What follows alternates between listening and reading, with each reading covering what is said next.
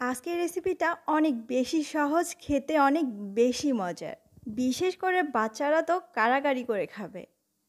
হাতে গোনা অল্প কিছু উপকরণ আর সময় লাগবে মাত্র 5 থেকে 10 মিনিট।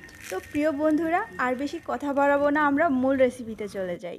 আমি এখানে মিডিয়াম থেকে একটু ছোটো সাইজের 3টা আলু নিয়েছি। যদি মিডিয়াম সাইজের আলু নেন তাহলে 2টো নিলেই হবে, আর যদি বেশি বড় সাইজের হয় আলুটা তাহলে একটা নিলেও চলবে। এই পরিমাণ আলু দিয়ে অনেকগুলো স্ন্যাক্স তৈরি করা যাবে।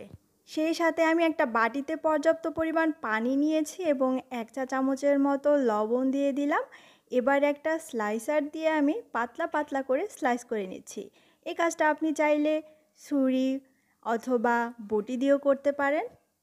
তারপরে পানির সাথে আলুগুলো খুব ভালো করে ধুয়ে নিচ্ছি, এতে করে আলু আর কালো হয়ে যাবে না। এরপরে পানি থেকে ধুয়ে অতিরিক্ত পানিটা ঝরিয়ে নিতে হবে। তারপরে আমি একটা বাটিতে নিয়ে নিচ্ছি 1 কাপ পরিমাণে ময়দা। চালের গুঁড়ো দিচ্ছি 3 টেবিল চামচ। এই চালের গুঁড়োটা স্ন্যাক্সগুলো ক্রিস্পি হতে হেল্প করবে।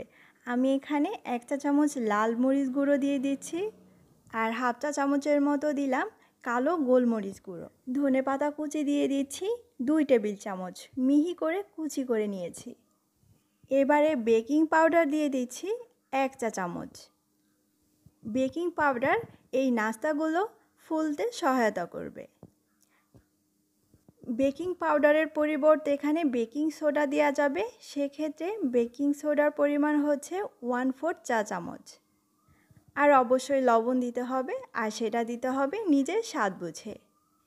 এবারে অল্প অল্প করে পানি অ্যাড করে দিব, আর খুব ভালো করে মিক্স করে নেব।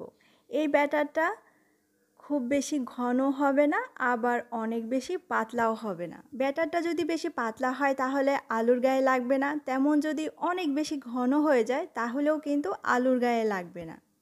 তাই আমাদের একটু বুঝে শুনে পানিটা অ্যাড করতে হবে। অনেকটা ঘন রানি একটা ব্যাটার হবে, দেখে বুঝে নিতে হবে ঠিক এমনটা। এবারে আমরা চুলাতে চলে যাচ্ছি। আমি এখানে ডিপ ফ্রাই করার জন্য পর্যাপ্ত পরিমাণে তেল বেশ ভালো করে গরম করে নিয়েছি। এবারে একটা স্লাইস আলু নিয়ে ব্যাটারের গায়ে যতটা সম্ভব 2 সাইড ভালো করে লাগিয়ে তেলের মধ্যে ছেড়ে দিব। তেলে ছাড়ার পরপরই এটা ফুলে উঠবে, আর তারপরে আমরা এটাকে উল্টে দিব।